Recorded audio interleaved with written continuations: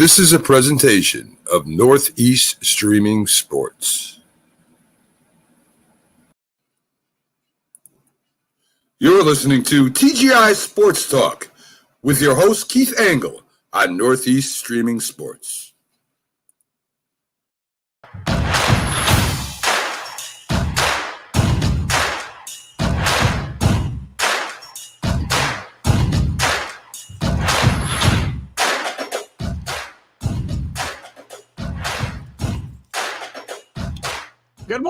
Good morning, good evening, everybody. Keith Angle for TGI Sports Talks, College Football Huddle. Yes, we're back to nearly 100% college football on this Wednesday. First Wednesday in May, we move closer. We've gotten through a lot of the spring stuff on college football. And what do you talk about during the offseason when there's no games to talk about? There's always stuff to talk about because, the NCAA is such, there's always some kind of rumors or something going around. But we're going to spend some time tonight. We'll talk a little bit maybe about some of the rumors. Listen, I went off on the NIL last week in a vlog, and maybe we'll talk a little bit about that. Hopefully you guys will, bring your topics to the table. For sure, we'll get into if not tonight, we'll be talking more about potentials of super conferences. There's rumors about ideas being floated, I should say, about, the college football FBS division removing itself from the NCAA and policing itself under the college football playoff flag. So we'll see how that all goes about. As I said, super conference is on the way. But tonight, we'll get into your topics for sure. And some of the things I've got online to talk about, maybe we're going to take a look at some of the new coaches and talk about some of the situations that they'll be looking at, whether they're good, bad, or indifferent. We'll look at some coaches that are on the hot seat. We'll also look at some of the top players still in the portal, some that may have transferred here in the spring edition of that portal. And we'll dive into maybe something new in the mailbag, and I want to push the mailbag. And I hope you guys will send your questions into TGI Sports Talk via the Facebook Messenger. I think would be the best way to go. And I do have some questions to kind of key up tonight if we get to that point. And I do want to welcome all of our viewers on Facebook and YouTube and Twitter. We're watching live. Those of you who watch this tomorrow on Roku at noontime, welcome to you. Sorry, we won't be able to address your comments, but if you want to tune in live on Wednesdays at 7, you can certainly participate in the show, as we do like your participation. Also, I want to mention that TGI, I'm sorry, not TGI Sports Talk, but Northeast Streaming Sports, where TGI Sports Talk partners and also streams live, is going to be a major sponsor this year in an event called... bear with me here a second. And we're going to run a promo for this at least once today. We'll run at least once during all of our shows, maybe a couple of times. But basically, it's the Dream Ride experience, and it's a great event that's raising money for special Olympic athletes and some other people that are in need, let's say. And it started out as a motorcycle ride to get these people out and experiencing something new, and it turned into something with trucks. And now there's chili cook-offs, there's police canine events, pet adoptions, and this will be taking place in Farmington, Connecticut, I believe August 26th through the 28th. And it's something that Northeast Streaming Sports will be a major sponsor of. And we're going to be plugging it a lot during our shows. So we hope that maybe you'll get out there and support this event, because it's for a very good cause. I believe I had seen, I want to look here, that they have raised... to date, they have raised or donated, I should say, over $18 million to the Hometown Foundation. So this is a great event. Last year alone, they did $3 million. So this is a great event, and we'll play a little promo for it here in a little bit, and we'll potentially play it a couple times during the show. It's just a 30-second deal. So NIL. Good evening, Carlos. You know what I think about the NIL and the transfer portal. Good evening, Alan. Can't stay tonight. Can't stay on your way to work, are you? Or did you get a new job? If you did, congratulations. I know you were posting something on Facebook, so hopefully all's going well in your world. Keep those Oklahoma and Texas in your thoughts as we deal with severe weather and possible tornadoes. So we will do that. Thanks for pointing that out. Yes, we will be in our thoughts and prayers. So if you're out there and about at Hallen, be safe. And any of you that are out in those areas or any other areas that are under kind of not perfect conditions, please be safe, guys. Don't take chances. Good evening, Rick Sherlock. How are you tonight? Anyway, college football off season. What do you do?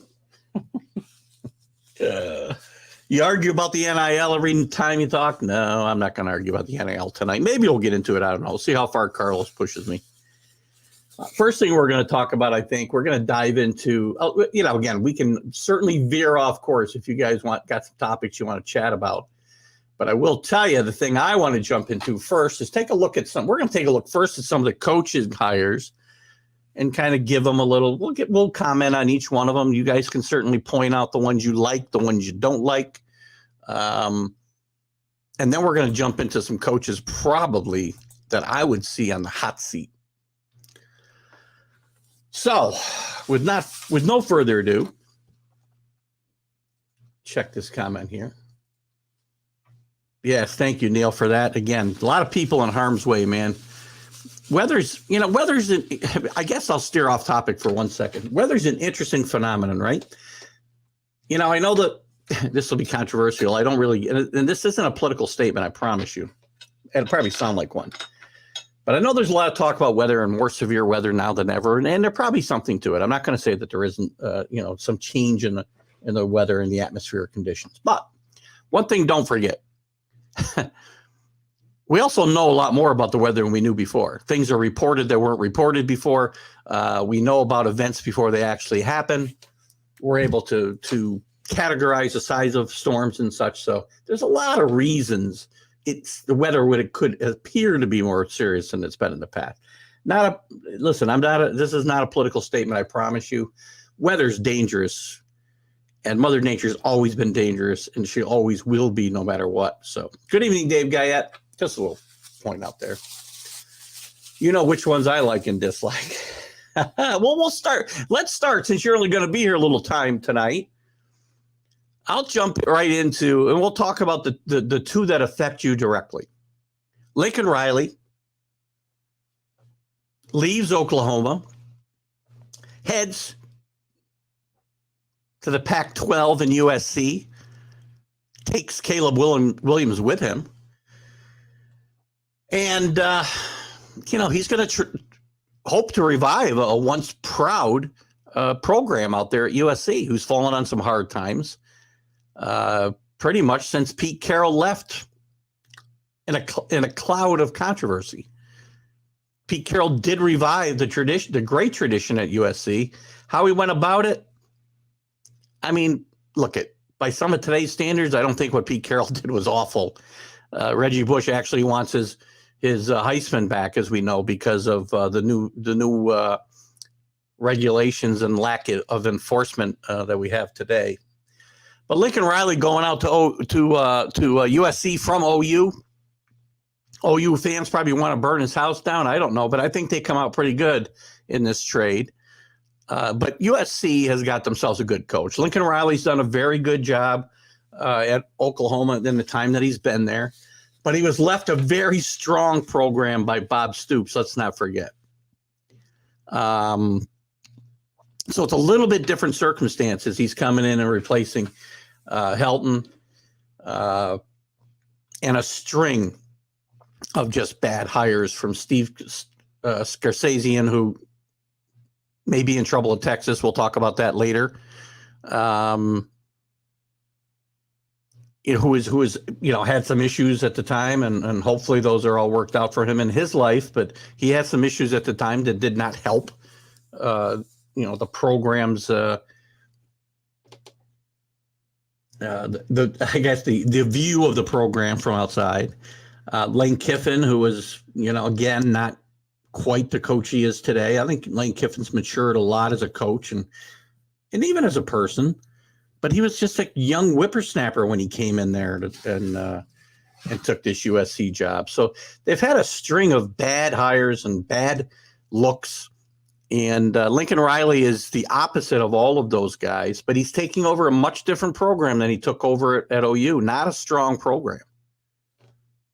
So it's going to be very interesting. The good part of that is he's also taking it over a program in a conference that is not nearly as strong as the Big 12. And it's, I guess you would have to say, arguably, it's maybe the weakest of the Power Fives. I would say it is. If I was going to rank Power Five conferences now, obviously we're starting with the SEC. We're going to the Big 10. Then I got the Big 12 or the ACC, however you want to put those. I think the ACC is stronger than people think myself because it's deep. And then you've got the Pac-12. That's just my thoughts on the rankings there. Let's see a couple of comments here. He'll have that team that scored. It's funny. Yeah, he'll have the team that scores 50 but gives up 60. He has not had good defensive teams necessarily at Oklahoma. And in the Pac-12, they score a bunch of points anyway, right? And that's kind of their identity out there. Score a lot of points, give up a lot of points. Thrillers, back and forth contests, especially their favorite. Mark Mancini hates the I don't know what they promote it as, the Pac-12 After Dark or whatever, the late game on Saturday nights. But that's one of their big things. They get a window all to themselves. Now, nobody here on the East Coast is awake to watch it, but Neil, I will say, listen, again, as far as Kiffin goes, and Kiffin's got a lot of bashers, and I end up being probably the lone voice sometimes of people who back Lane Kiffin. But Lane Kiffin I think has grown up. The things that Lane Kiffin did, in a 3-year period, moving around all over from USC to Tennessee to I shouldn't say that. I guess it was. I'm trying to think of the order that he went. I think he went from the Raiders to Tennessee to USC. I could be wrong on the order. But Lane Kiffin and the things that he did, he was a little bit outrageous and outspoken, and he's toned that down a bit. He's a great coach. He's a great offensive mind. But yes, I will agree. He left Tennessee in shambles, and I know they hate him in Tennessee, and it's going to be interesting anytime. I don't know whether he's gone to Rocky Top in his time at Mississippi. I don't know that he has. But when he finally does go there, it's going to be very interesting to watch. Now, very good point, Rick, because, again, the coaches, it's the ADs that hired these coaches, all right? I don't even know who covers or what ADs cover this span. Lynn Swan, Pat Hayden.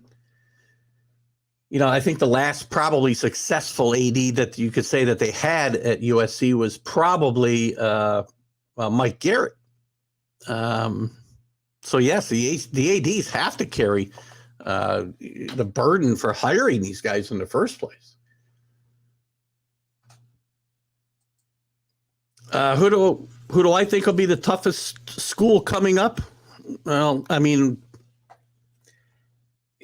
if you're looking for somebody like a sleeper pick, Dave, I don't know exactly where you're going here. Obviously, if we're looking at the strongest teams coming up this coming year, you got to start where you left off last year in Alabama and Georgia, and Ohio State.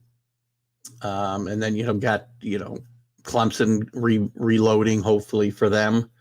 But some other teams, if you want to watch out for teams on the rise, watch out for Wake Forest if they find a way to put some defense together with that offense. I wasn't prepared for this question right now. I might have been better prepared my mailbags section. Wake Forest is a team to watch out for, and I will tell you another one. And I'm going to sound like a homer, I know, because everybody here knows I'm a Miami University fan. But watch out for University of Miami under Marco Cristobal, which we'll talk about here in just a little bit. So anyway, Dave, if you want to dive into that deeper, just certainly give me a little. I just lost all my notes. Isn't that awesome? Wonderful. Oh my God. Hang on a second, guys. I lost everything. So anyway, let's move on to Alan's comments while we're doing this here. Can't believe I lost my notes. I can't find them now. I just cleared the whole thing out without saving them. Defense wasn't his philosophy anyway. We know that. Alex Greenwich was brought in to salvage it, and it didn't help. Venables is a good hire, so we'll pivot to Venables. And Allen thinks he'll be good at Oklahoma and he'll play more physical in the trenches. Now, you got to be physical and you got to be able to play in the trenches at whatever level of football we're talking about. Games are won and lost in the trenches. We know this, right? And, you got to be able to have strong presence on both sides of that line. And Oklahoma needs to be tougher in those areas, and they haven't been. Look at for all the Oklahoma fans who are throwing up their hands and crazed about Lincoln Riley leaving Oklahoma. Bob Stoops said, and Bob Stoops was instrumental, I would say, in Lincoln Riley getting the job in the first place. He wanted to remind everybody that he didn't invent OU football, and he didn't invent football in general. That the University of Oklahoma will be okay. And I have to agree. I think Venables a tremendous coach. And there's no reason that these guys can't continue to be successful and be even more successful going forward. So, there's no reason if you're an OU fan to get totally worked up over this and think, oh my gosh, the sky is falling, right? So, just stay calm. Stay calm, Oklahoma fans. You're at the top of a very good league. Now, when you go to the SEC, you're going to need to step up your game, and hopefully you've got the right hire to do this. So, and I did mention Marco Cristobal, and I do think, and Neil's agreeing with me here, Miami does make a good hire in Marco Cristobal. I think you talk about a guy who wants to play tough in the trenches. Marco Cristobal is your guy, and Miami has been very, very weak in these areas in the last few years under Mark Rich and Manny Diaz. They just need to change their identity. The turnover chain is wonderful and it's a great gimmick, but you know what? You need to be tougher in those trenches. You need to be able to grind out hard yardage. You need to be able to put away games when you're ahead and find a way to win games without throwing, oh my God, I got to tell you, it's been better a little bit. It was better with De'Aaron King the last couple of years when he was healthy, but to watch Miami's offense, and I think you'll see a big change with Cristobal. They're going to be more, they're going to try to establish the run more, and you're going to see more of these intermediate pass routes, I think. I get so sick and tired of watching them throw the ball, at the end of the Mark Richt era, who I like. I like Mark Richt, and I respect him a lot as a football coach. And I don't know whether Rick, being the Georgia fan he is, agrees with me, but I think Mark Richt is a really good football coach that just could never get over the hump. He couldn't get past Alabama, and he's had trouble in the ACC, obviously, getting by the really good teams. He had some good years before he stepped down, and we wish him best of health. I know he's had some health issues, and I wish nothing but the best for Mark Richt. But I got so tired of watching them in big games when every time it was 3rd and 5, they throw the ball down the field 30 yards. They haven't had a really effective short passing game since I've been, I've been a fan through marriage, so I've been a fan since about 2015, a real fan. Obviously, I know a lot about Miami football because if you're a college fan, you know about Miami. But I think Marco Cristobal brings a different attitude into this organization than they've had in a long time, or this program than they've had in a long time. Georgia may need to borrow some from the NFL draft. Listen, Georgia, 15 draft choices this year, a record. 5 in the first round. And 4 of those on the defensive side of football, I believe. Plus some other guys that fell, including Nakobe Dean, who, again, may have been the best of all of those defensive players, and he goes in the 3rd round. So Georgia will reload. Kirby Smart's a good coach, and I don't think the Georgia fans need to worry too much. But again, so we've covered 3 coaches so far. Let's just talk about the rest we got here. Big 12 finally started playing defense last year. Baylor had a great defense, and also don't forget Oklahoma State and their defense, Neil. And welcome in, Neil. I don't know if I said welcomed you in when you came in. So welcome to the show tonight. Glad you're in with us again tonight. Becoming a regular. We like to see that. Thank you for popping in. And I hope all you guys will share the show and invite your friends. If you don't know how to invite your friends, I probably should still do a tutorial on this. Just go to TGI Sports Talk, go to the 3 little dots near the top of the banner, and when you get the drop down, you'll get invite friends. You can invite all the friends you have. So do that. Give us a little shout out if you would. Anyway, back to the defense in the Pac-12. Oklahoma State played great defense last year. Their identity's been offense under Mike Gundy for most of his tenure there. But the last couple of years, they were winning games with defense, and a struggling quarterback who will be back this year. So it's going to be very interesting to see what happens in the Big 12 this year. Good league, good deep league. It remains to be seen whether there's an elite team there. And we'll find out. They had some disappointments there last year. Iowa State really disappointed. And they're going to have a new look this year. Texas Tech, we know that has got a new head coach in Dykes, who I love. So a lot to look at in the Big 12. So we're going to talk about Dykes here in a second. I'll get to your comments. Let me keep an eye on Shane Beamer. I think it's Shane Beamer, right? Let me make sure I'm talking about the right guy here. Oh, where is he? Down my list. I should have just brought up my college football list. I think it's Shane Beamer. Shane Beamer, or maybe this is his 2nd year. Maybe that's why I can't get him. That's right. It's his 2nd year this year, right, Neil, at South Carolina?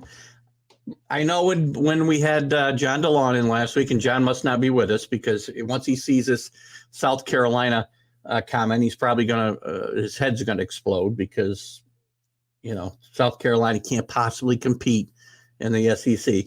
And they probably won't. Look, it's a very strong league. We know that. But Beamer made some great progress, especially toward the end of last year. And now he's got Spencer Rattler coming in from Oklahoma through the transfer portal. And it's going to be very interesting to see, what he can, whether he can keep that momentum going and whether he can get the most out of Shane Rattler.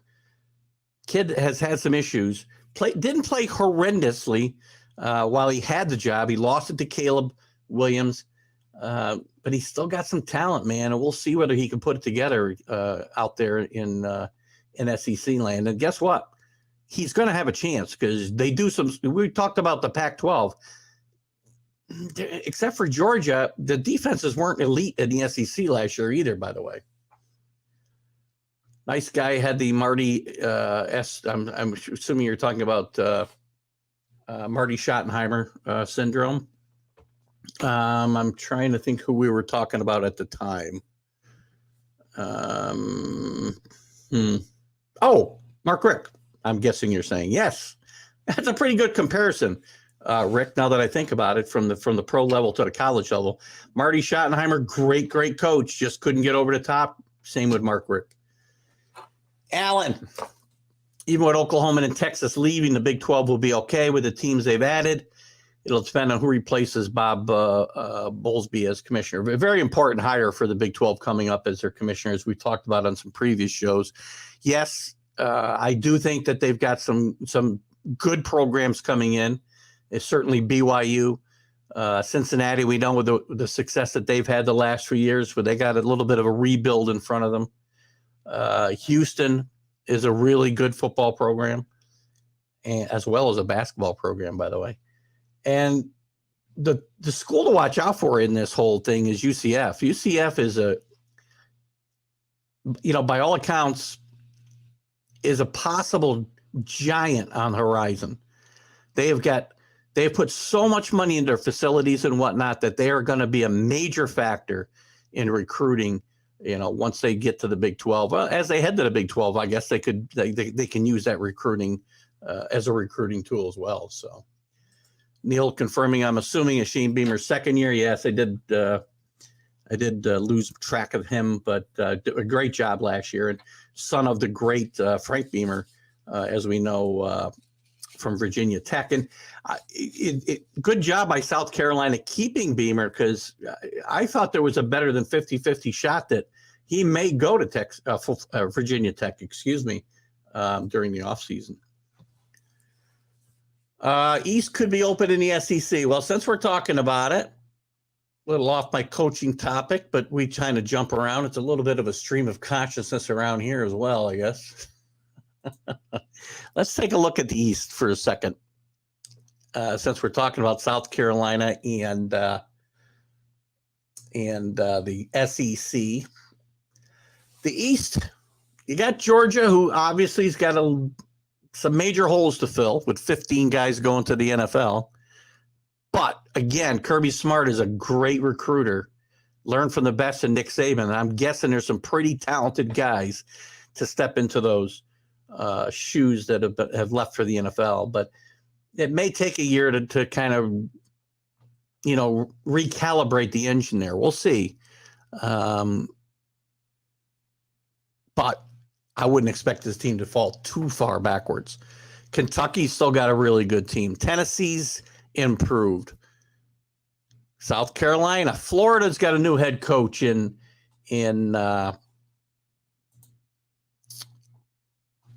boy, my mind is not good again tonight, man. Napier from Louisiana Tech.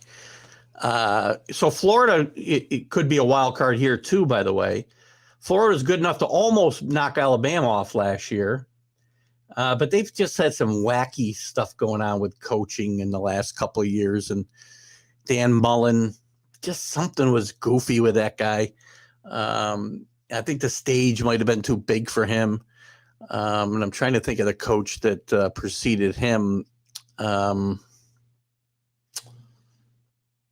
come to me. Who preceded Dan Mullen? It wasn't. Well, I guess it's not going to come to me right now. Oh, Jim McElwain. Jim McElwain from Colorado State. Before that, he was going to be the next big thing in the SEC, and it didn't happen. Billy Napier is the kind of guy who built a really solid program in a smaller conference, similar to Jim McElwain, I think. But I think he's solider with the X's and O's. But the East could be open, so I won't argue that fact too much, Neil. And again, that was one of Carlos's knocks on Georgia last year, was that the East was weak. Well, we saw how that weak East Division was not a factor in this Georgia's rise to the national championship, because that was an elite team who had one hiccup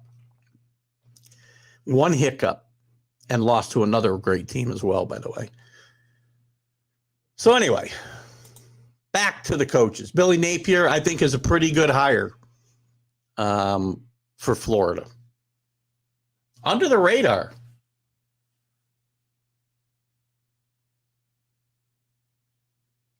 Under the radar.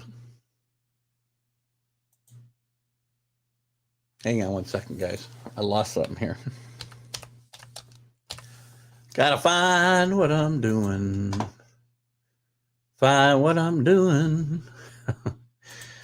We'll sing while we're trying to do it. We talked about Brent Venables. Jerry Kill, an interesting hire. God, I'm having trouble here. For the New Mexico State, Jerry Kill was a former coach at Purdue. Had an interim stint last year with one of the Texas teams. I want to say Texas Tech, but I could be wrong there. But Jerry Kill actually was at Minnesota. Sorry, I don't think he was at Purdue. But this guy was a really good football coach, and I think he's somebody that you might see. You talk about teams from the Group of Five that may step up. Watch out for this New Mexico State team. Oh, he's not at New Mexico State. What the hell am I talking about today? Guys, fire me. I need to be fired. I just don't have my shit together tonight. Oh my God. This is what happens when everything you had up there. Yes, New Mexico State. I don't know what's going on. Is there something in the water? Maybe I should put vodka in this water instead of what I'm having.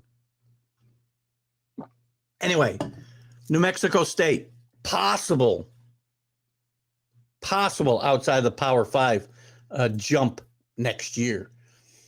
The other guy that I wanted to talk about, one of the other guys I wanted to talk about, there's a bunch of them we want to talk about tonight. Jeff Tedford returning to the University of Fresno State. The Fresno State Aggies, who he coached previously. He replaces Kirby Moore there, and I think there's a good chance that Jeff Tedford could get this team back to the top of the Mountain West standings. Jeff Tedford had great success there, went on to California, had some moderate success there, and I think this is a good hire for California as well. Who else? Marcus Freeman. Marcus Freeman at Notre Dame. I don't think Notre Dame could have done a better job replacing Brian Kelly, who should never have left Notre Dame in my mind. Brian Kelly had a good thing going at Notre Dame. Brian Kelly could have been at Notre Dame. He was going to have a chance to be in a playoff every single year because he's Notre Dame and because Notre Dame's got their own special exemptions, not on paper. But he goes to LSU where he's going to have to win or he's going to get fired in 3 years. He could have competed for a national championship, and if he won one national championship at Notre Dame in the next 10 years, and he could have got the same money at Notre Dame as he got at LSU, if he wins one national championship, he'd be a god at Notre Dame forever. As great a coach as Lou Holtz was, he won one national championship, guys. One. Notre Dame is itching for a national championship. If he found a way to get over the top, he would have been a god there. Marcus Freeman, if there's any doubt about whether Marcus Freeman is a great coach or the right coach, go back and look at the when he was introduced by one of the assistants in the locker room. I think it was before their bowl game, and the players just went nuts. Marcus Freeman is ready for this challenge, and I think he's ready to keep Notre Dame near the top of the polls. It's going to be an interesting Notre Dame team, and again, I think this is another place where a coach may change the identity of this team, and you may see them,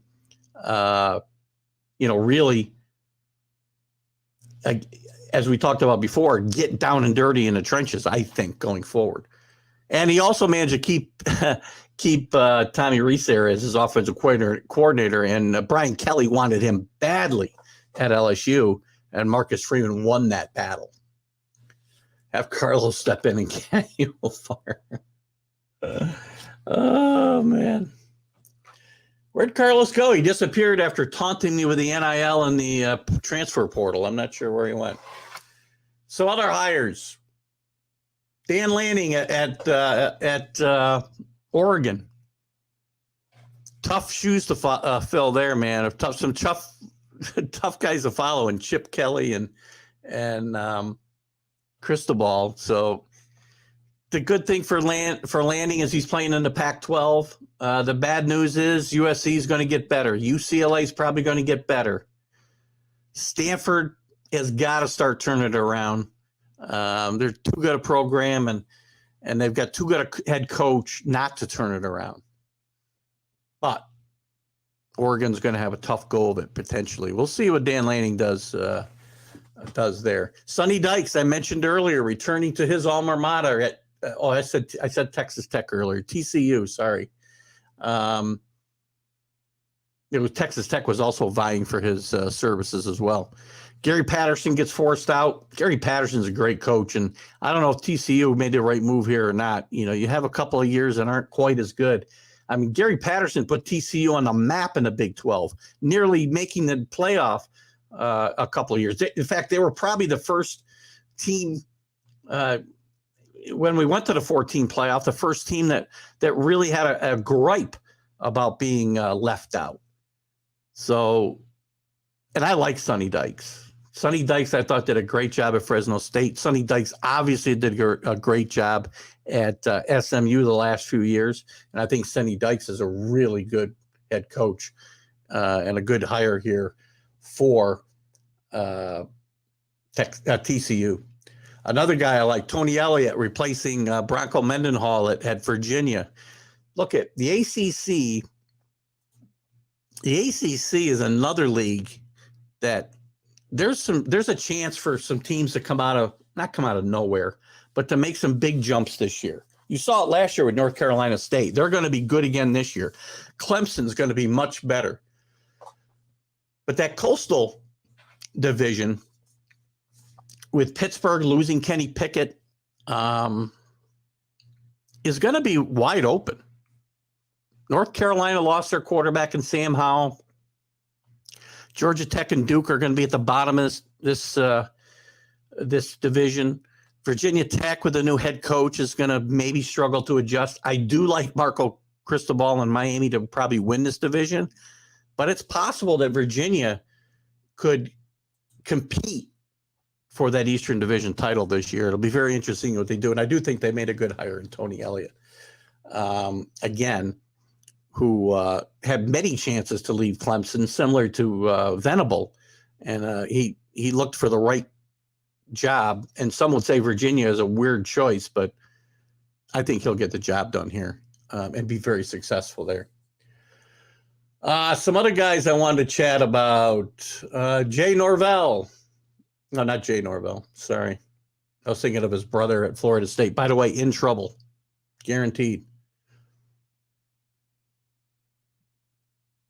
Who else? Anybody else? What other coaches you got? Clay Helton, by the way, lands on his feet at Georgia Southern after getting fired at USC. But again, how much impact he's going to have there, I don't really know.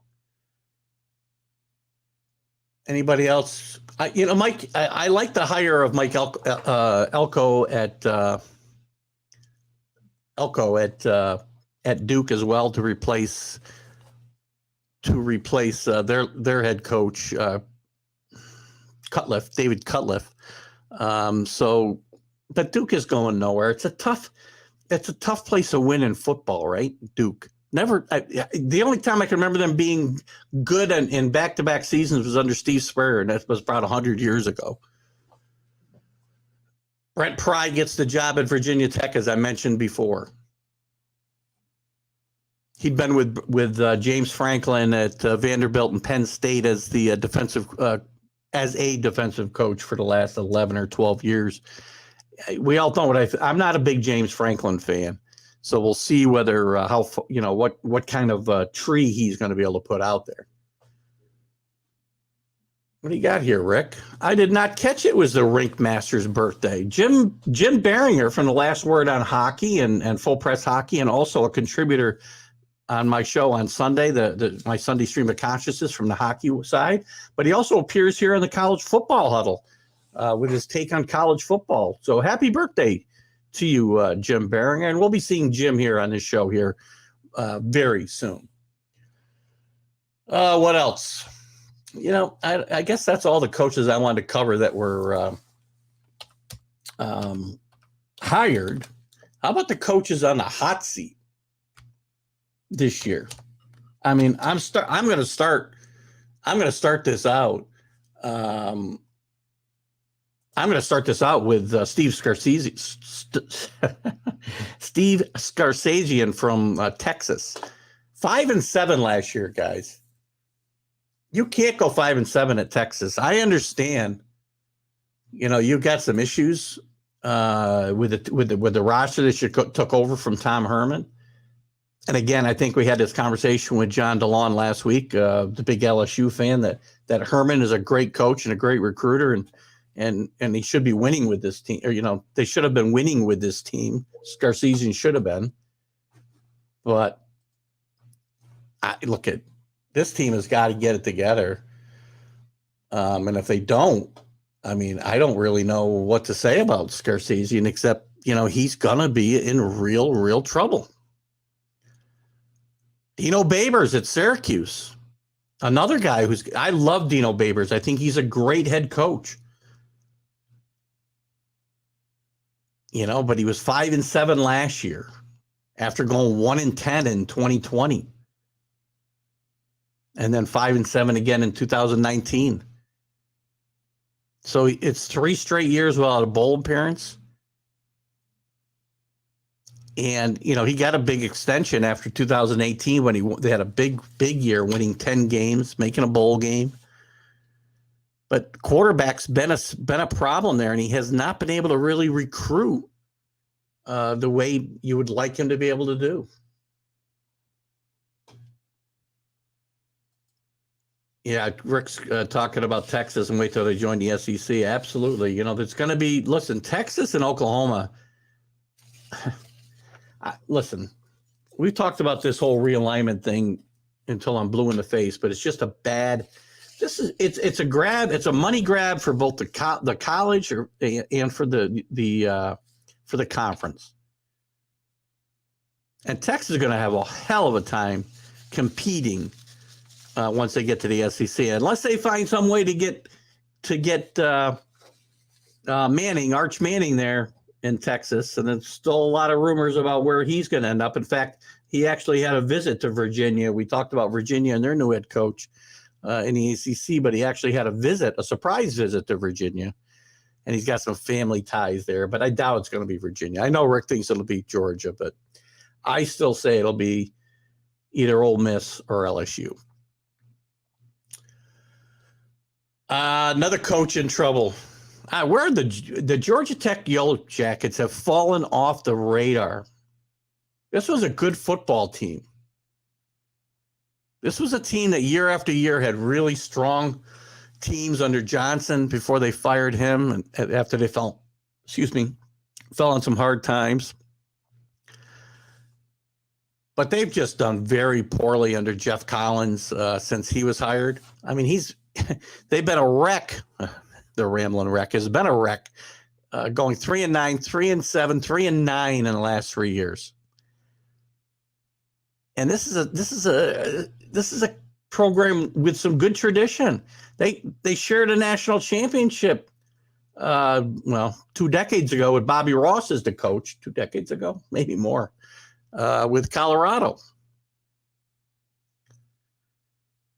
Carl Durrell with the Colorado Buffaloes, another team that just doesn't belong where it plays. It doesn't belong in the Pac-12. They should never have left the Big 12. They have no identity out there. This is a team that the Pac-12 played only 6 games in 2020. This team played well, 4-2.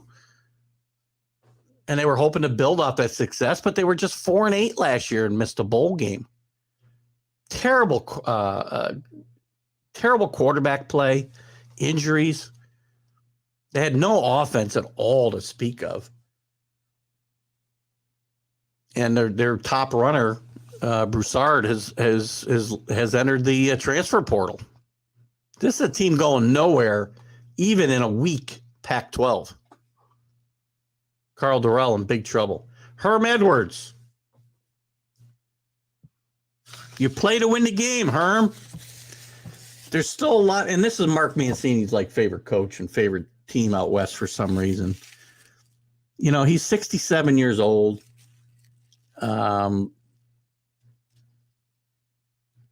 He's won at least 7 games in his 3 full seasons out there, not counting the COVID season. But he's never gotten Arizona State close to the conference championship game. he's still got swirling rumors about the program and things going around it with assistant coaches and whatnot. They went 8-5 last year, but Jaden Daniels, the quarterback, took a step backwards. He's now brought in Brian Billick as he's not going to be a coach on the field, I don't believe. I think he's just an analyst. I think that's one of the new job titles for football coaches that don't coach on the field these days. And I think that's something Scott Frost got in trouble for, by the way, recently. But Herm's going to be in trouble. If sanctions come down, Herm's going to be in trouble. The head coach has still got to be the guy in charge, whether he was directly involved in any of the violations, alleged violations. It doesn't really matter. The head coach has got to have administrative control, and he just doesn't. Scott Frost, who I just mentioned, they've got some penalties, which are really kind of not. I think there's like a 3-day penalty or something for Scott Frost for having too many coaches on the field last year or in practices and whatever it might be. Minor violation, but his biggest problem is he's not winning football games. He's been there 4 years now after coming red hot in from UCF and that team that laid claim to the national championship that didn't get a chance to play for. But he's really done nothing in the years that he's been there at Nebraska. He's had trouble getting, again, that identity. We talk about identity with teams and how important it is. He can't get those big linemen type from Nebraska the way they did when they played in the Big 12 and before that the Big 8. He's really bad, inconsistent starting quarterback play from Adrian Martinez, who now has left to go to Kansas State, and Texas transfer quarterback Casey Thompson is in to play quarterback. As well as Chubba Purdy as well from Florida State, which we'll talk about Florida State probably in a second. But they have had just bad recruiting classes pretty much every year that Scott Frost has been there. Last year, they started to get close. They were playing they were playing competitive football and not able to get over the hump. Well, this is the year they got to get over the hump. Scott Frost made huge changes to his coaching staff to keep his job, and now he's got to make it work. So anyway, he's probably the next. I don't think he's going to make it. Brian Harsin from Auburn. We all know he came from Boise State, where he's a very successful coach. A lot of issues, barely held on to his job after some allegations of the way he was treating players. And, again, you can't be tough with players today. You can't scream and shout. He's a really good X and O guy, but he isn't a player's coach. He isn't a people person. The way maybe they want people to be. But Nick Saban isn't that either. He's hard on guys. Now, I know that there's guys like, again, I'll mention John DeLon, who's not here, who have their pulse on the SEC maybe a little better than I do from day to day. But I don't think that this is a rise to the level of coach getting fired from what I've read. And he didn't get fired. But it's going to be about wins and losses. This team lost their last 6 games, I think, last year, or 4 games, whatever it was. They finished 6-6. And it lost games on the road to Texas A&M and South Carolina. They collapsed against Mississippi State. He's got to play in Nick Saban's shadow, and again, Auburn, Alabama is one of the biggest rivalries in all of sport. He's made some significant changes, firing Mike Bobo as the offensive coordinator. Bo Nix has moved on to Oregon. Be interesting to see if he gets the starting job up there. So he's young. He does have a strong a winning history before this at Boise State, and he's probably got a chance to turn this around. Mike Norvell from Florida State. I said I said when Deion Sanders got the number one recruit, at least offensive recruit, in all of the land to go to Jackson State, that kid would be there as long as Deion was there, and Deion would be the next head coach of the Florida State Seminoles. We'll see. It's hard. It's tough. These teams are used to winning. Florida, Miami, who both fired their head coaches last year. Florida State, these guys have a rich tradition of winning football. And Florida State has been nowhere basically since Jimbo Fisher jumped ship and went to Texas A&M, left the cupboard kind of bare. Norvell's only 8-13 in 2 years. They did play better the second half of the season last year. He's got the 13th ranked recruiting class coming in. But FSU's got to have a major jump forward in wins. The ACC's got some openings, right? They got a chance. There's a chance for teams to jump and leapfrog other teams. Norvell's got to get this done. Because if Deion goes, 10-1, 11-1 again next year, and keeps taking recruits like Travis Hunter away from the Seminoles, not only did he get the number one recruit, he took him away from Florida State. There's going to be a clamoring to bring Deion to Florida State. Whether that's a good thing or not, I don't know. I should love Herm just for what he did to the Giants. I don't dislike Herm Edwards. He's a quality person. He's a good football coach. He's just not somebody who's going to take your program to the next level. I thought it was a strange hire anyway. Oh, I think I got that one already. Sorry, Rick. Actually, I'm on coaches who are on a hot seat here. Why have I still got coaching hires up here? Who else we got on the hot seat? We already talked about Scarsizian. There's other guys. Jeff Scott from Florida State.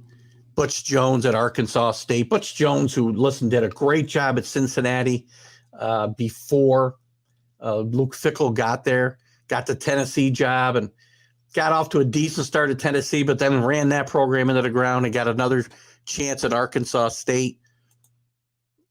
Has not done well there. So it's not looking good. Let's see if there's anybody else I can throw under the bus here before we get started. Anybody else you want to talk about that might be in trouble? David Shaw. Whether David Shaw's in trouble at Stanford, I don't know. He's had some downs. This is a really good football coach who was talked about for multiple NFL openings through the years when Stanford was really rolling. And now he started to kind of roll backwards. And I don't think he should be penalized. I think he should get a chance to turn this around. He won 10 games, at least 10 games in 5 of his first 6 seasons. And won 9 games back-to-back before going 4-8 in 2019 and just 4-8 last year. And he did go 4-2 during the COVID, but we got to throw that out. So he's got really back-to-back 4-8 seasons here, and he needs to turn it around. But I think David Shaw, if he were to lose this job, he'd get scooped up in a hurry. He's a good coach. Scott Satterfield at Louisville is another guy. Who got off to a great start at Louisville, went 8-5 his first year, but has not been able to kind of get it going since. Who else? Who else would we throw into this here? We already talked about him. Looking at some coaches. Scott Frost, we know.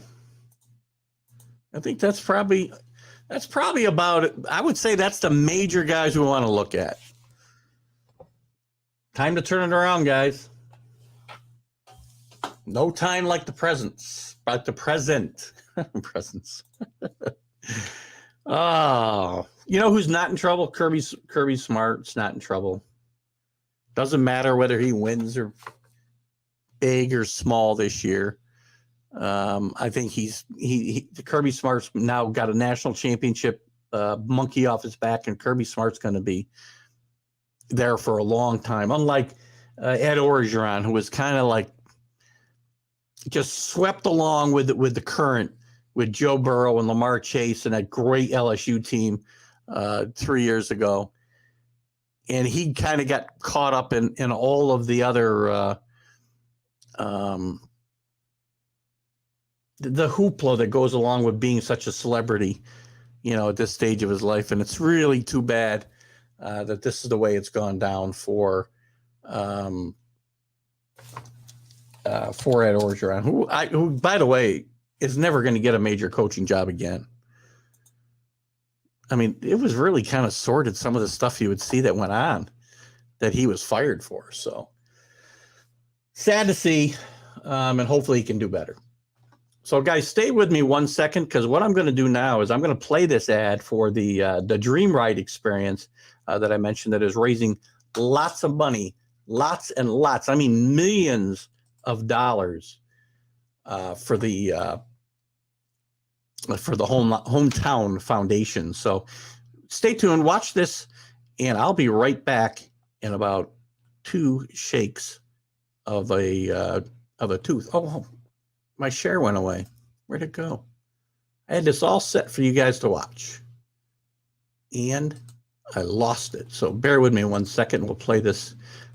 Just watch this. It's 30 seconds long, and if I'm not right back, I'll be back in about 2 shakes after that, so don't get nervous.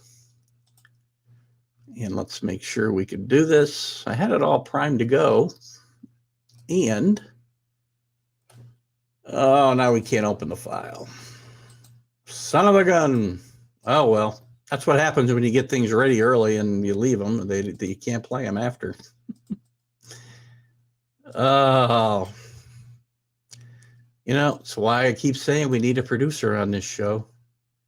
All right, hold on. Now I got it queued up. How do I stop it? Come on, back it up. All right, we're going to try this again, guys, so bear with me. I think we're ready to play.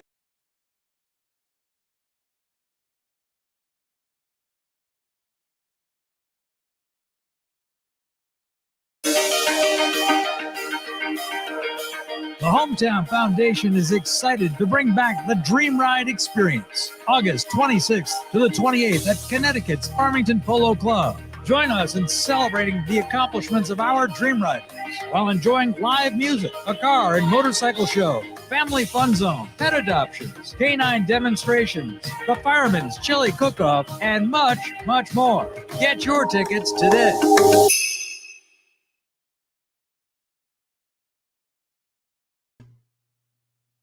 All right, some good stuff there from the Dream Ride experience. Check it out. Check out the website that was shown there. I believe it was www.dreamride.org. Check it out, and it's a great cause, and Northeast Streaming Sports is going to be right behind it all year long. So please join us in joining them. So I can't see your comment here, Rick. How come? Anyway, oh gosh, sorry guys. Believe it or not, I ran off and took care of business in 30 seconds. All right. What are we going to talk about now? Let's jump into the mailbag a little bit. I want to do something different. You guys do come with your comments, and I want you to ask your questions here. But if things come up during the week, and Alan's really good at this, by the way. Sorry, the Mad New Yorker got up. Did you mention the University of Washington coach? I did not mention the University of Washington coach, Carlos. Let's take a look at their situation. We know that there's been listen, Washington has got a great tradition, and Kevin DeBoer is, I believe, the new head coach. So they've hired a new head coach, if I'm not mistaken. Hold on. Yeah. They've got a brand new head coach in And so I didn't mention him with the new coaches. No, he's definitely got a tough road to hoe there. As I said in the Pac-12, even though the Pac-12 is not that strong, this organization, this program has been going downhill for quite some time. Yeah, Kalen DeBoer is the guy. Yeah, sorry, I've been talking about coaches on the hot seat. He's not going to be on the hot seat, obviously, but I will say that it's going to be. I don't know. The Pac-12 just the identity of this league is not good. They need Washington to be good. They need USC to be good. They need UCLA to be good. Probably need Oregon to be good. All together, not just one of them each year. I mean, Utah's the best team in that conference. I haven't mentioned them all the times we brought them up tonight.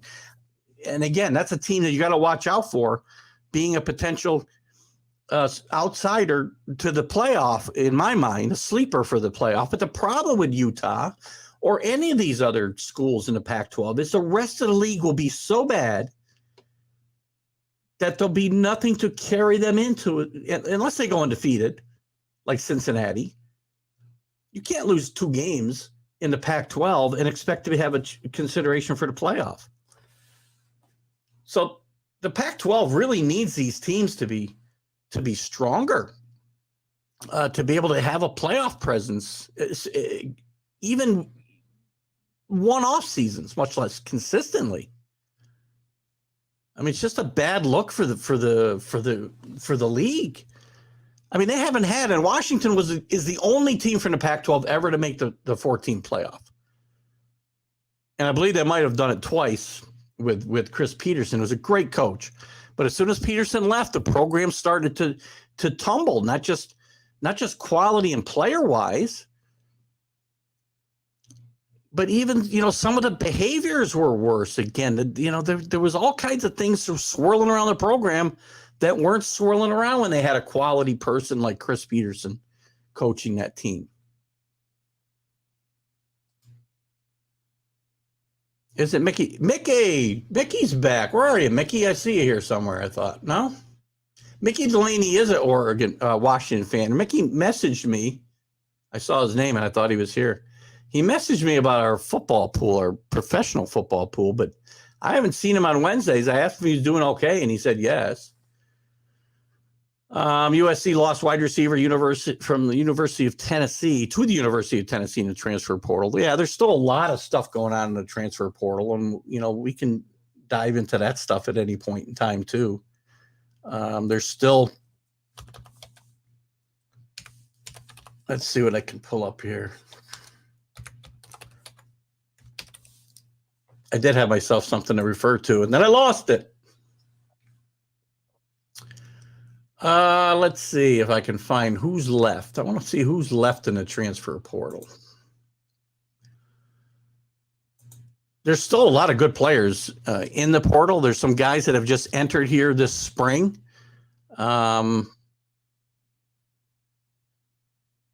Transfer portal is another thing. Carlos, I know you bring it up, and I've really got serious issues now, and we got to tie the transfer portal. I'm going to go into this now. I wasn't going to do this.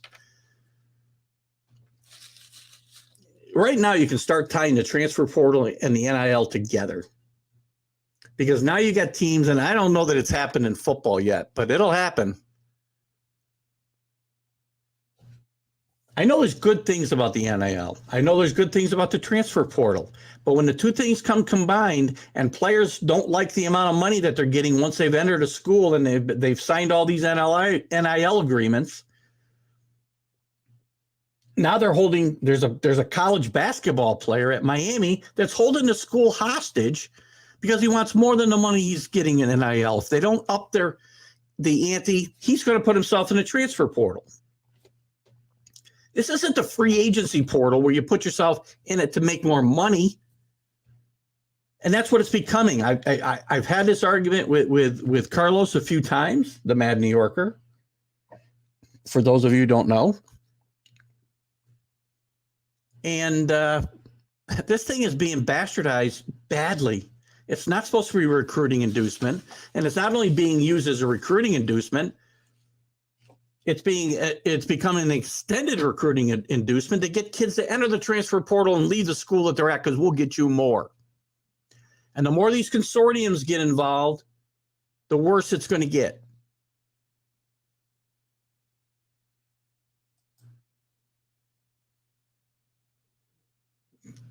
University of Tennessee's got many major issues with you're talking about with kids with in the yeah, give me a little idea of the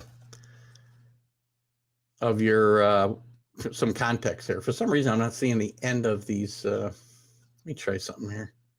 Turn the comments off. Turn them back on. There we go. Now we're better.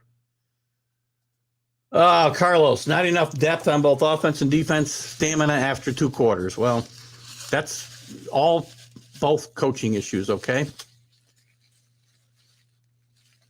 Josh Heupel's 3rd year, I think, here, or is his 2nd year? I'm not sure. Whatever. Josh Heupel's a good football coach. Had some good success at, again, UCF, another coach there who got, jumped onto bigger stages. And if your team doesn't have the stamina after 2 quarters, that's horrible conditioning and coaching. That's pretty simple, right? I mean, what else can it be? I mean, gosh. Let me go into my mailbag here a little bit. You guys can throw whatever other comments you want to put up. I'm not going to dive too much into the portal tonight unless you have some questions. We'll talk about them. I think in coming shows, we're going to be talking about, some of the, in coming shows, I want to talk about who's going to be the first Texas team to get to the playoff. And I want to talk about some of the top players in the last 50 years at the major, on defense, at quarterback, and running back. These are some of the topics we'll throw out over the next several weeks as we have to cover, fill some time while we're waiting for actual gameplay to start. But your guys' comments and topics are always welcome. So please continue to do that. While we're talking about that, we've got a question about the NIL. Will it get better or will it get worse? I just talked about it.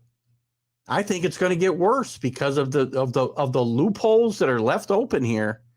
And again, I got to blame, Mark Emmert and the NCAA for not putting any policing, not doing the policing on their own and saying, okay, well, the states that have, legislation will let that be the guide, and the states that don't will let the universities police themselves. Brilliant. Not going to work.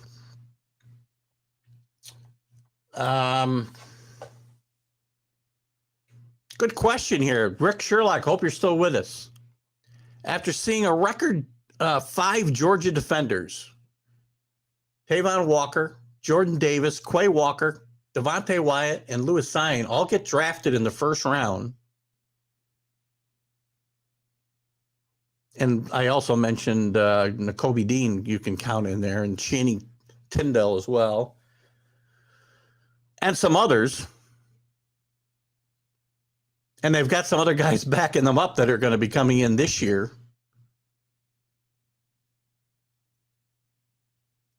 Do we think that the Dogs 21-22 defense deserves consideration as one of the all-time great defenses in the modern era? I'll get to your comment in a second about the NIL. My God.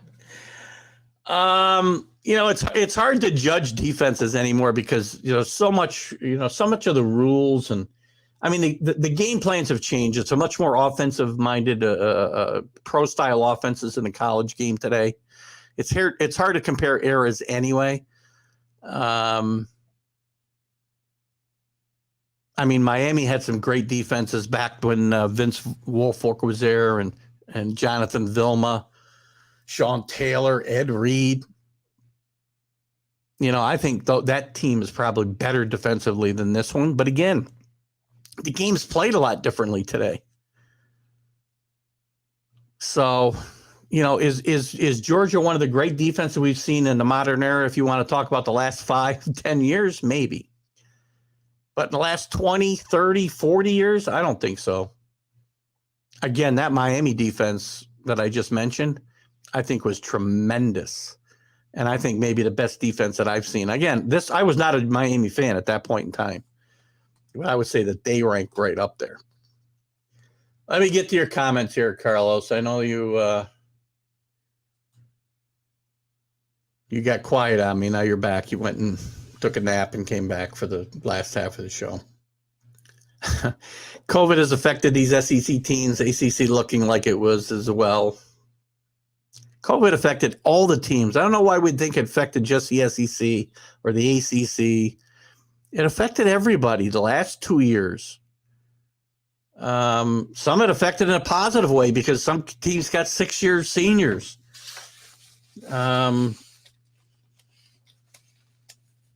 COVID affected everybody. I'm not going to say that, one conference had it. And by the way, I shouldn't say that. Maybe this is a bad segue because I don't think Carl's saying COVID is the fault of the government. I know he's saying that the NIL is the fault of the government. Why should the government be in charge of running college football? The government can't run the government. How is this the problem of the government? First of all, the NCAA, if you're going to have a ruling body, maybe the NCAA should go away. Maybe these FBS teams all ought to pull away from the NCAA because they don't have a strong governing body who's going to put regulations into play and then enforce them. Because if you had a strong NCAA, they would find a better way to police this NIL than they do. Remember, this whole NIL thing came up over really the likeness. It's Ed O'Banion at UCLA back in 1992 or in the mid-90s filed suit because his name and likeness were used in a video game. That's how this whole thing started. And it's blown up in this whole thing that's been bastardized something terribly. And now players who are already being recruited to schools with that NIL money are now saying, give me more or I'm going in the transfer portal where I can get more. And if that's not what it's meant for, and there's no way anybody, including you, Carlos, are going to convince me that I'm wrong. It's not for the government to put rules into play for the NIL. It's just not. The courts ruled that players can get money from their likeness,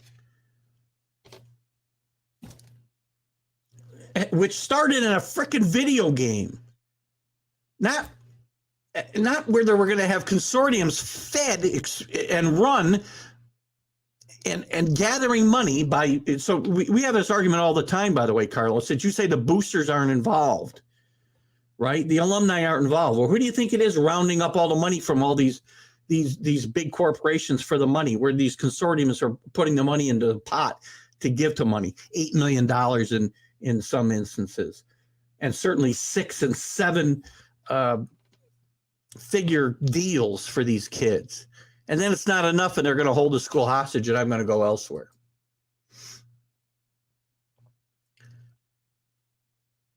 That could be absolutely for anything. I'm going to assume it's for me. Thank you, Rick. Every state has different laws and regulations for employees and payments. First of all, students are not employees, okay? They're not.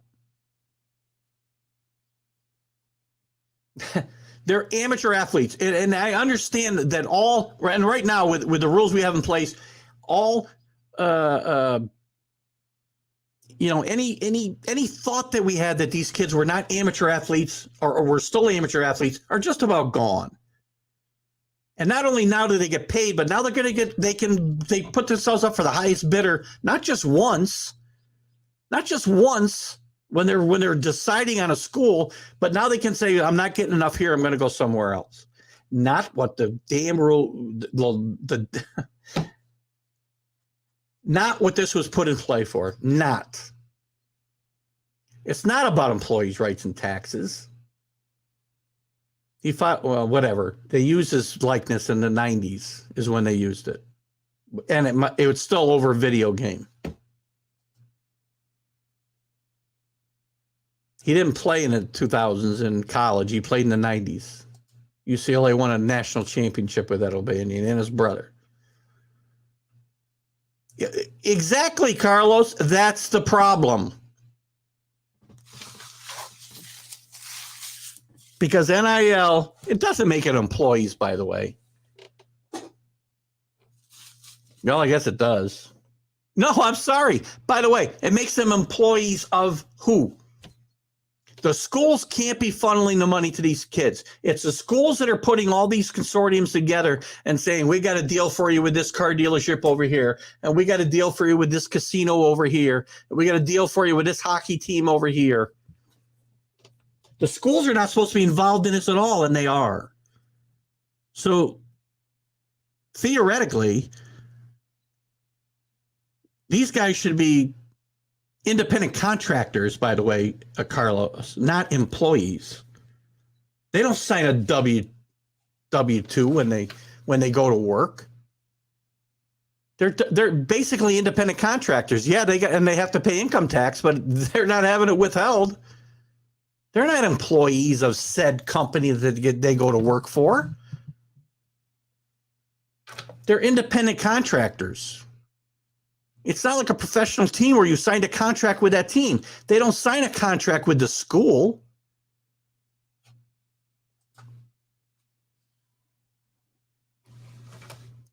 They have to file a 99. Does not mean that they're employee of whatever company that they're working for. They're 1099s. Show me I'm wrong. Yeah, 1099. There you go. That's not employee. If I'm a 1099 guy for my company, I'm not an employee of that company. I'm not. I'm an independent contractor. You're not an employee of that school or the people that are giving you the NIL money if you're using a 1099.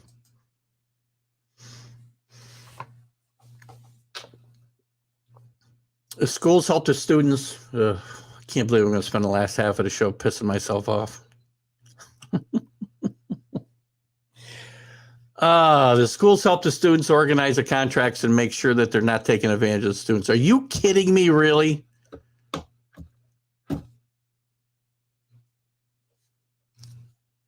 So the schools are looking out for the best interests of the kids, right?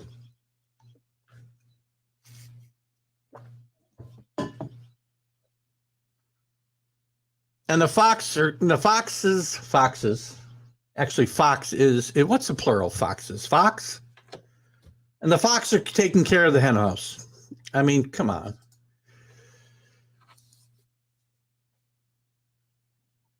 It is a mess.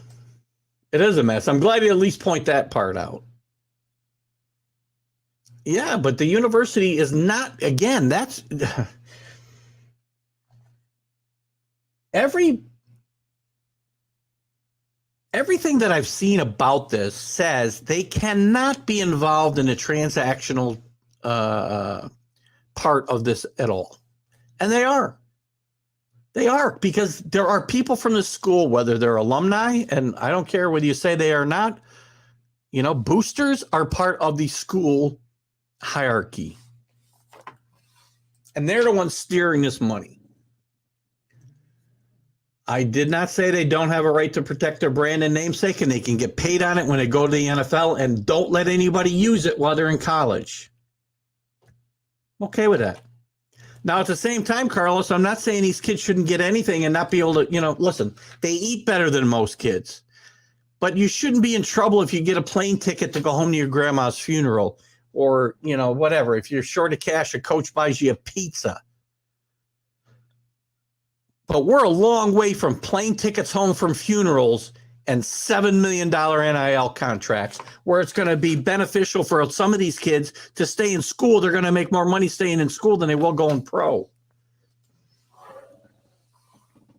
Yeah, you believe that, Carlos. You continue to say that. These schools are in this up to their necks. And I don't care if they hire a third party. Whose interest do they look out for? The school, not the kids.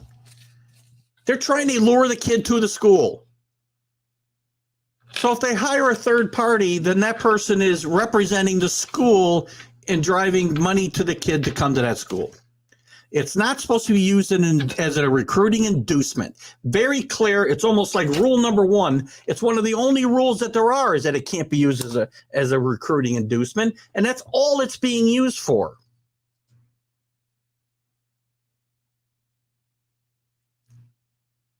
Yeah, they're going to crack down a lot more too, because they're going to find out that there's illegal activity going on. This is just here.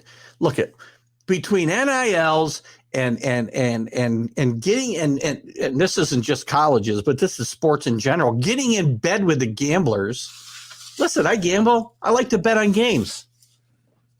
Does not mean I think that the school, the NCAA and the NFL and Major League Baseball ought to be in bed with DraftKings and all these other things. There is a major scandal looming here in our lifetimes that could just change sports on it and just be a nuclear.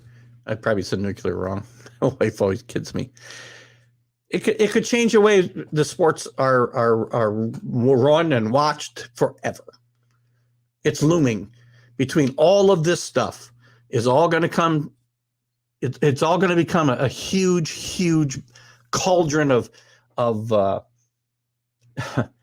whatever disgusting fluid you can think of. Oh, yeah, right.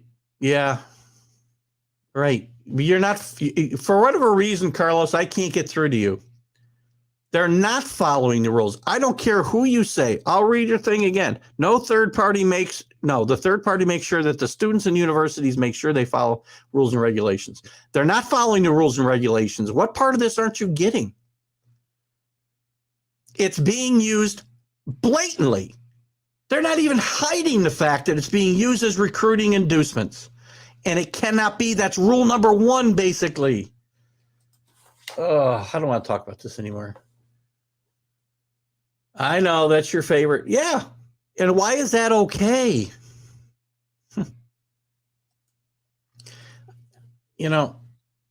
Carlos, I understand, you know the world of marketing much better than I do. But that doesn't have anything to do with what I'm talking about. I'm talking about the rules are being subjugated badly. We're taking an end around all of them.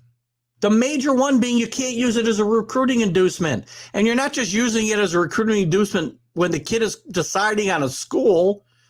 They're using it to take players away from other schools now after they've already signed NLI agreements there.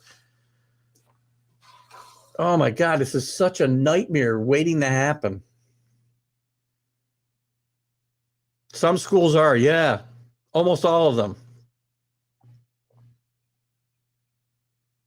Well, listen, the federal government's when the federal government gets involved in this, as they did with the basketball scandal,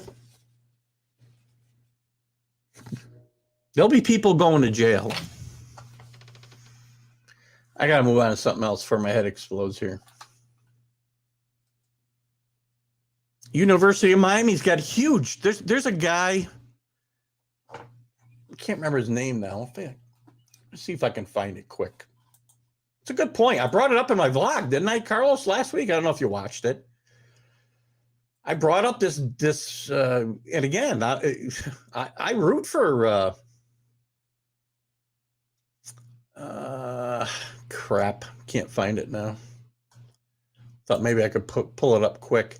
There's a major, and again, he's a booster. There's a booster who's involved in dozens and dozens of NIL deals for the University of Miami throughout all sports, not just men, but women's sports, not just basketball and football.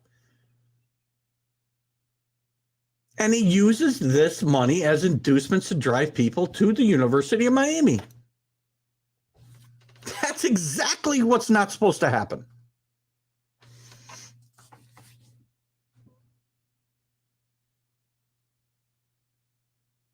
I agree. It is a crashing tsunami. It's going to get ugly. I mean, when this crashes, when this bubble bursts, college sports will not even exist the way we know it today. It barely exists as an amateur sport today now. Oh, well, that's pretty much it. We we exhausted our time. I swore I wasn't going to get into the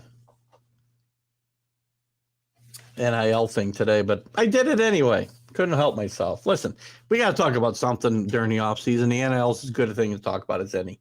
It's a great place for me to get heated and arguing, and you can certainly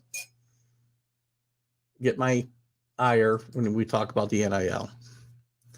Very popular UML finding ways to pay players. Yes, people know, and it's getting dealt with. Not from what I read.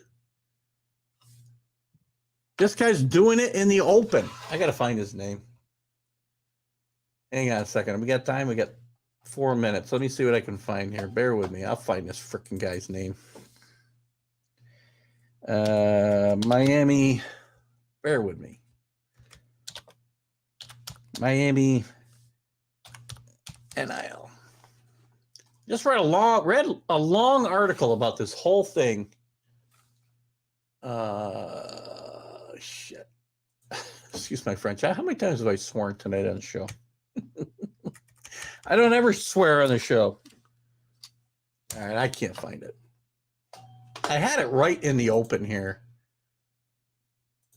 Watch my vlog, you'll get it. Here it is. Hold on. Let me see if this article talks about it. This isn't the same article.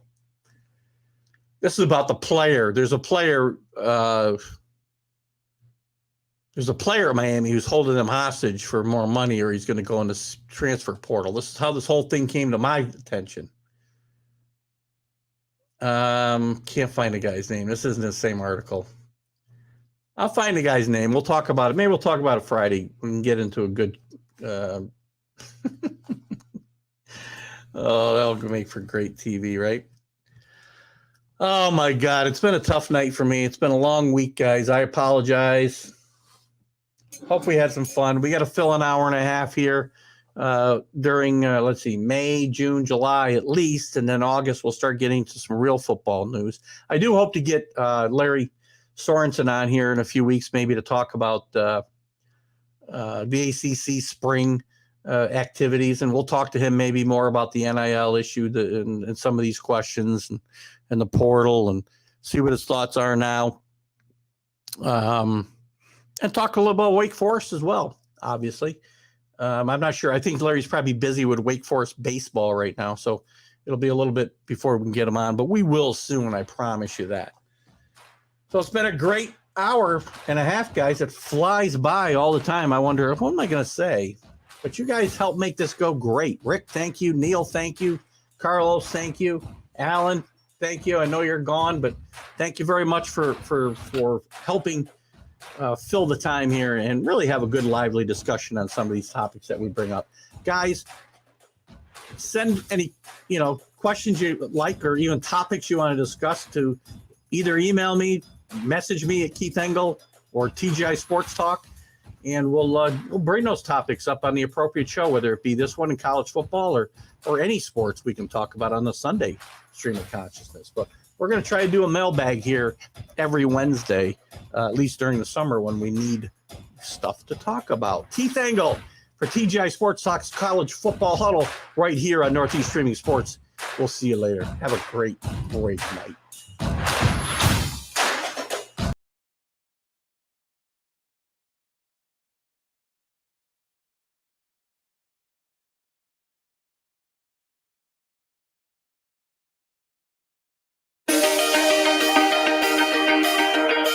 The Hometown Foundation is excited to bring back the Dream Ride experience, August 26th to the 28th at Connecticut's Farmington Polo Club. Join us in celebrating the accomplishments of our Dream Riders while enjoying live music, a car and motorcycle show, family fun zone, pet adoptions, canine demonstrations, the fireman's chili cook-off, and much, much more. Get your tickets today. Have a great day, guys.